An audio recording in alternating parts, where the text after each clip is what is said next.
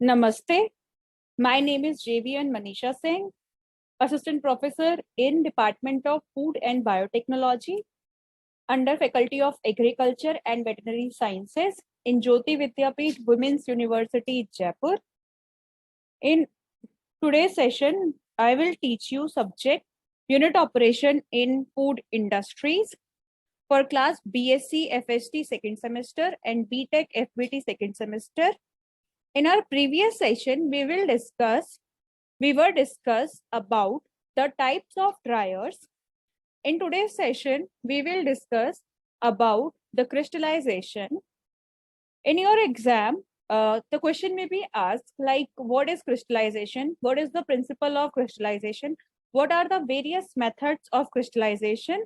So read accordingly and write accordingly in your final exam paper. Okay, now let's start the topic crystallization.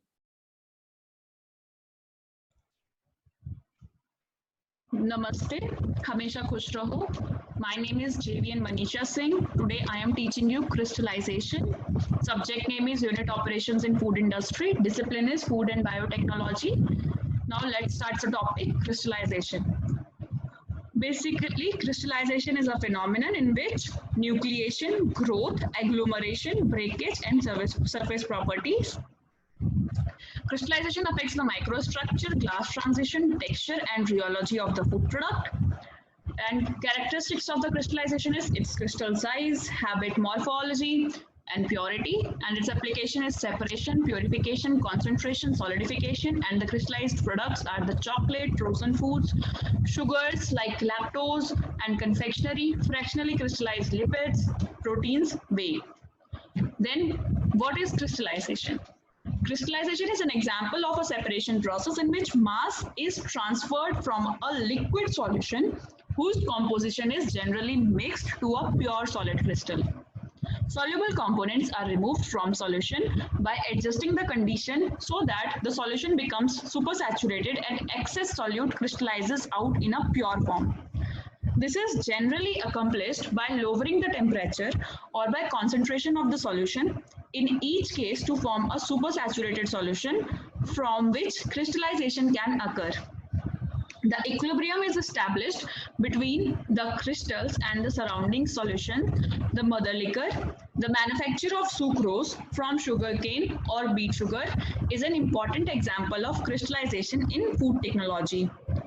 Crystallization is also used in the manufacture of other sugars such as glucose and lactose, in the manufacture of food additives such as salt, and in the processing of foodstuffs such as ice cream. In the manufacture of sucrose from cane, the water is added and the sugar is pressed out from the residual cane as a solution. This solution is purified and then concentrated to allow the sucrose to crystallize out from the solution. Then crystallization equilibrium. Once crystallization is concluded, equilibrium is set up between the crystals of pure solute and the residual mother liquor, the balance being determined by the solubility and the temperature. The driving force making the crystals grow is the concentration axis of the solution above the equilibrium level. The resistances to growth are the resistance to mass transfer within the solution and the energy needed at the crystal surface for incoming molecules to orient themselves to the crystal lattice. Then solubility and saturation. Solubility is defined as the maximum weight of the anhydrous solutes that will dissolve in 100 gram of solvent. In the food industry, the solvent is generally water. Solubility is the function of temperature. For the most food materials, increasing temperature increases the solubility of the solute, as shown in for the sucrose. Pressure has very little effect on the solubility. This is the solubility and saturation curves for sucrose in water.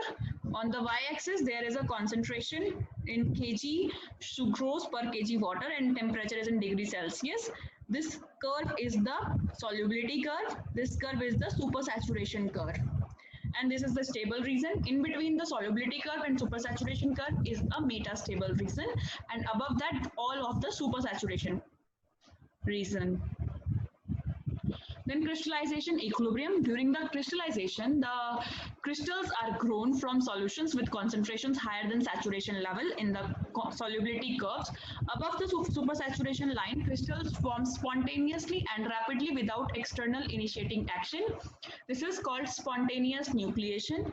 In the area of concentrations between the saturation and the supersaturation curves, the metastable region, the rate of initiation of crystallization is slow. Aggregates of molecules form but then disperse again, and they will not grow unless seed crystals are added. Seed crystals are small crystals, generally of the solute, which then grow by deposition on them of further solute from the solution. This growth continues until the solution concentration falls to the saturation line. Below the saturation curve, there is no crystal growth. Crystals instead dissolve.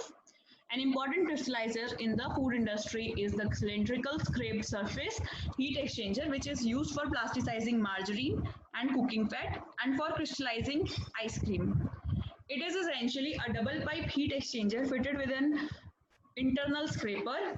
The material is pumped through the central pipe and agitated by the scraper with the cooling medium flowing through the annulus between the outer pipes. A crystallizer in which considerable control can be exercised is the crystal or Oslo crystallizer. In this, a saturated solution is passed in a continuous cycle through a bed of crystals. Close control of crystal size can be obtained. When a solution is cooled to produce a supersaturated solution and hence to cause crystallization, the heat that must be removed in the sum is the sum of sensible heat necessary to cool the solution and the heat of crystallization. When using evaporation to achieve the supersaturation, the heat of vaporization must also be taken into the account because few heats of crystallization are available, and it is usual to take the heat of crystallization as equal to the heat of solution to form the saturated solution. Theoretically, it is equal to the heat of solution plus the heat of dilution, but the latter is small and can be ignored. For most food materials, the heat of crystallization is positive, that is, heat is given out during the crystallization. Note that the heat of crystallization is the opposite of heat of solution. If a material takes in heat has a negative heat of solution, then the heat of crystallization is positive. Heat balances can be calculated for crystallization. Then crystallization equipment. Crystallizers can be divided into the two types, crystallizers and evaporator. A crystallizer may be simple open tank or vat in which the solution loses heat to its surroundings. The solution cools slowly so that large crystals are generally produced. To increase the rate of cooling, agitation and cooling coils or jackets are introduced, and these crystallizers can be made continuously. The simplest is an open horizontal trough with a spiral scraper. The trough is water jacketed so that its temperature can be controlled. Evaporative crystallizers are the common in the sugar and the salt industries.